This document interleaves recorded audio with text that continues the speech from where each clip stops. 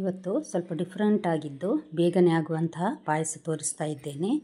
ನಾನು ಮಾಡಿ ನೋಡಿದೆ, ತುಂಬ ರುಚಿಯಾಗಿ ಬಂದಿದೆ. ಹಾಗೆ ನಿಮಗೆ ಸಹ ತೋರಿಸ್ತಾ ಇದ್ದೇನೆ. ನಮಸ್ತೆ ಫ್ರೆಂಡ್ಸ್, ಗುಡ್ ಫುಡ್ ಲ್ಯಾಂಡ್ ಚಾನಲಿಗೆ ನಿಮಗೆಲ್ಲರಿಗೂ ಆತ್ಮೀಯ ಸ್ವಾಗತ.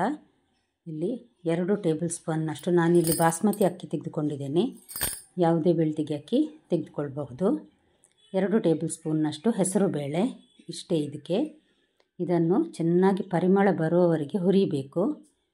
ಲೋ ಟು ಮೀಡಿಯಮಲ್ಲಿ ನಾನು ಇದನ್ನು ಹುರಿತಾ ಇದ್ದೇನೆ ಹೀಟಲ್ಲಿ. ನೋಡಿ, ಒಳ್ಳೆ ಪರಿಮಳ ಬರಬೇಕು ಹೆಸರು ಬೇಳೆದು ಮತ್ತು ಅಕ್ಕಿದು.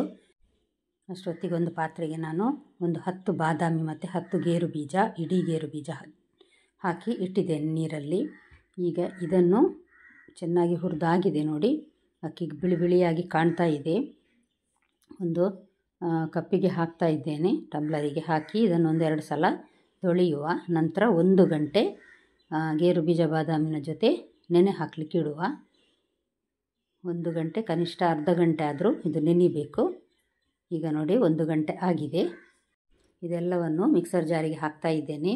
ಇದರ ನೀರು ಬೇಡ, ಖಾಲಿ ಅಕ್ಕಿ ಮತ್ತು ಡ್ರೈ ಫ್ರೂಟ್ಸ್ ಹಾಕುವ. ನಂತರ ನೀರೀಗ ತೆಗಿತೇನೆ ನಾನು ಅದರದ್ದು. ಬೇರೆ ಫ್ರೆಶ್ ನೀರು ಹಾಕ್ತಾ ಇದ್ದೇನೆ ನೋಡಿ, ತೋರಿಸ್ತೇನೆ. ಈಗ ತೆಗೆದು ನೋಡಿ, ಫ್ರೆಶ್ ನೀರು ಸಾಧಾರಣ ಒಂದು ಅರ್ಧ ಮುಕ್ಕಾಲು ಲೋಟದಷ್ಟು ಹಾಕಿದ್ದೇನೆ. ಈಗ ಇದನ್ನು ತರಿಯಾಗಿ ರುಬ್ಬಬೇಕು. ನುಣ್ಣಗಾಗಬಾರ್ದು, ಇದು ಸ್ವಲ್ಪ ತರಿ ಇರಬೇಕು. ಎಲ್ಲ ಸಹ ತಿನ್ನಲಿಕ್ಕೆ ಸ್ವಲ್ಪ ಬಾಯಲ್ಲಿ ಸಿಗುವಾಗ ರುಚಿಯಾಗಿರ್ತದೆ ಇದು. ನೋಡಿ, ಇಲ್ಲಿ ನಾನೀಗ 3 ಕಪ್, ಸಾಧಾರಣ ಒಂದು ಟಂಬ್ಲರ್ ಇರ್ತದೆ ನೋಡಿ ಸಣ್ಣದು, ಅದರಲ್ಲಿ 3 ಕಪ್ ನಾನು ನೀರು ಹಾಕಿದ್ದೇನೆ. ಇದನ್ನು ಬಿಸಿ ಆಗಲಿಕ್ಕೆ ಇಡುವ. ಮೀಡಿಯಮ್ ಟು ಹೈ ಫ್ಲೇಮಲ್ಲಿ ಬಿಸಿ ಆಗಲಿಕ್ಕೆ ಇಟ್ಟಿದ್ದೇನೆ.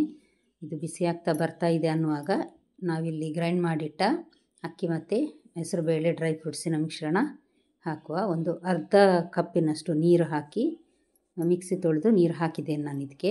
ಇದನ್ನು ನೋಡಿ, ಇನ್ನೂ ಕೈ ಬಿಡದೆ ಈ ರೀತಿ ಸ್ವಲ್ಪ ತಿರುಗಿಸ್ತಾ ಇರಬೇಕು ಲೋ ಟು ಮೀಡಿಯಮ್ ಹೀಟಲ್ಲಿ. ನೋಡಿ, ಕಲರ್ ಎಷ್ಟು ಚೆನ್ನಾಗಿ ಬಂದಿದೆ. ತೆಂಗಿನಕಾಯಿ ಹಾಲು ಅಥವಾ ಯಾವುದೇ ಹಾಲು ಹಾಕುವ ಅಗತ್ಯ ಇಲ್ಲ, ಬಾದಾಮಿ ಮತ್ತು ಗೇರು ಬೀಜ ಹಾಕಿದ್ದೇವೆ.